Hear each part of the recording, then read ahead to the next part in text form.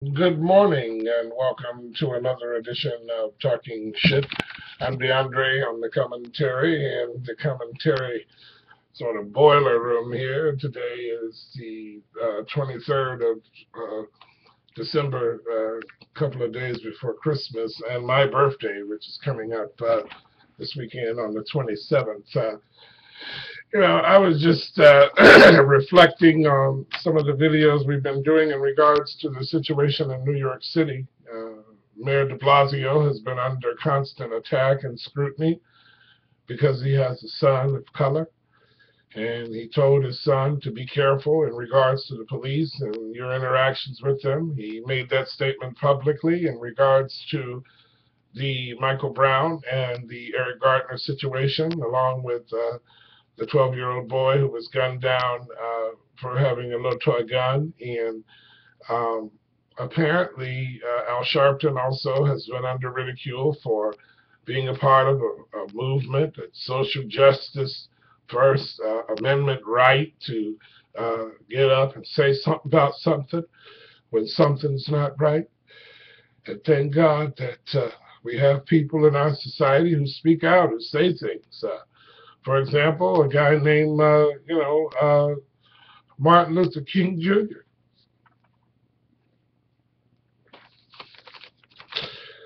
decided one day after being persuaded by his wife and another gentleman from her church to join the Christian Leadership Conference and be a part of that movement. And all of a sudden I can vote today.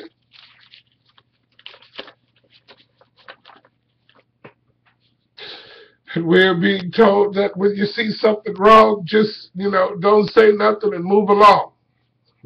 When you see something is not right, just act like you have a problem with your sight. And the Bible says that we walk by faith and not by sight. Now, I normally don't quote the Bible. I'm not trying to be tribal. I just think that nobody said that the New York Police Department was our rival. We said that, we're going to not sign off on just shooting people down without some sort of, explanation. We said that in this nation, we're going to ask questions when we feel we can and should. And the idea that somehow Partick Lynch came out as the president of the New York Police Department Union and decided to say that because two police officers were assassinated, that somehow that situation had something to do with the other in regards to marching and asking questions and having protests. And just the idiotic suggestion that anybody has come in from a place of hatred and said, let's kill people because we are upset about other people that have been killed, is just, that's not a match. And however, Partick Lynch struck a match when he decided to verbally abuse some people who had just said stuff and were a part of the news. So here we have an atmosphere now where people are saying that we need to amend, we're going to mend our ways. Well, part of being able to mend our ways is to practice the action of amending something, because, when we have an amendment to the Constitution, we don't I'm sorry the Constitution, we change it. That's why it's so hard to get an amendment to the Constitution, because you're going to change the document. So we don't I'm sorry the Constitution when we amend it. We change the language. We change the meaning of what's been written. So if we're going to mend the relationship between the New York Police Department and the mayor's office, what we can start out with is what we started out with, which is basically that not the two cops that were assassinated, but in regards to another situation, there was some confusion about a video. See, a video had got out where a man was approached, and then these officers from the New York Police Department were going to take this man into custody. And this man said that, he didn't want to go. He refused to be arrested, okay? Now, some people say that there is a part of the Constitution where if you are being arrested wrongfully, you have the right to refuse. However, that doesn't matter, okay? Because, the police have power, see? They have authority, right? They have a right to take you anyway, right? So they proceeded to do that with Mr. Gardner. They all got around and tried to take him down, kind of like when people used to smoke angel dust and PCP in the late 70s. They would just get these. So they got him, right? And they had him in a chokehold. So one of the officers decided, not all the officers, but one officer, no, I didn't hear anybody say, "Quick, get him in the chokehold." One officer took it upon himself to start choking this man on this video, right? And then the man go down to the ground. Right? He fell down. They all fell down. And something happened where the guy didn't let him go. See? And maybe he still felt threatened as he was choking him. But the man who was being choked kept saying at least 5 to 7 to 12 times that he couldn't breathe anymore. Right? That they had him down on the ground, and while he was down on the ground, they were pushing weight onto his body. They were still applying this hold. This man, one cop, I guess, and then the other ones were making it possible. And finally, after he had kept saying that he couldn't breathe, he in fact stopped breathing. And the officer said that the reason why they kept applying the pressure and the aggression is because when you say you can't breathe, you really can. That's what people are saying, that when you're losing your air. And I had a situation once where I was in the hospital, and they had incubated me, and they had put this thing down me to, to help you breathe when you're in surgery. And then I came out of the surgery, and there was something going on with it, and I couldn't breathe. It felt like I couldn't breathe. I was the individual having the experience, like Eric Gardner, and it just felt like I couldn't breathe. So the nurse, she saw that. They had strapped me down.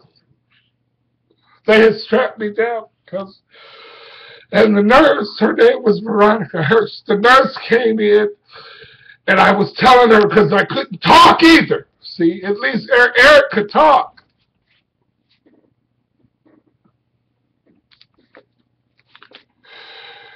And she pulled that thing out of my throat. And I started talking immediately, and I thanked her, and I just,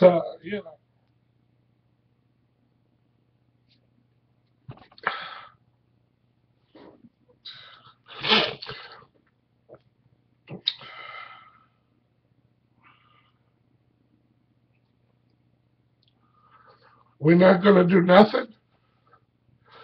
We're not supposed to do anything. We can't walk down the street and say, enough is enough. We're not allowed to say that, hey, man, you're being too rough. We're not allowed to say that this is bullshit. We're not allowed to tell somebody like Partick Lynch that he's never been in this kind of an ethnic pinch. That when you're riding in a car and the police pull you over, and it doesn't matter if the police officer is black or white or Latino or whatever. When I am a person of color, and I, like Eric Holder and other people in this community, are being pulled over by policemen, whether it's been in the past or present, that Mayor de Blasio doesn't have the freedom to tell his son, be careful, watch yourself. The environment that we are living in right now means that you got to mind your manners, Don't mouth off, is what my mother told me, when she warned me about the LAPD. And why isn't someone allowed to say that to their son? Why isn't someone allowed to say that to their son? Because they're the mayor? Or because there is a real fear that's there? And who am I to say that someone doesn't have the right to experience or have the honesty or the truth to be telling the truth about what they're experiencing in the moment they're experiencing it? Who am I to deny that for somebody else? Am I Partick Lynch? You know, am I an arrogant president of a union that has lack of information when it comes to being somebody else in a totally different situation? Who am I? Am I an American that says that I vote, but it doesn't matter, cut my hair off by my throat? Or who am I? Am I an immigrant who was born in this country, but their parents weren't, and somebody's trying to make it easy so we can just be this family that they claim that we need to be a healthier culture, but they don't want these families to exist based on the immigration that the president is trying to make happen? I mean, what's going on here, right? What is happening? I'm going to go a little longer. This is ridiculous that somehow the mayor is supposed to apologize for simply not looking at his son and telling him sociological lies. That is bullshit. See, Al Sharpton has the freedom to march for it. You know, if you're offended by something, take a look at yourself. When I'm offended by something, I gotta look at myself. When something's not right, I gotta look at myself. When I believe that something is not right, I gotta look at myself. Because I believe that I don't know everything all the goddamn time, and I'm not always right. You might want to take a look at that, Partick Lynch. I would like to end the show by saying I'll see you when it's time to eat. And most importantly, the most important thing we can do right now, and as a business, as a movement, the most important, most significant thing that we can do right now, one of the most important things we can do, we must do it. Get with me on this, please, everybody who can hear me. There's one thing we gotta do. We gotta say it. We gotta mean it. We gotta live it. And that thing is fuck Fox News. Fuck them. Fuck Fox News. Fuck them. Fuck Fox News. Fuck them. Fuck Fox News. Thank you.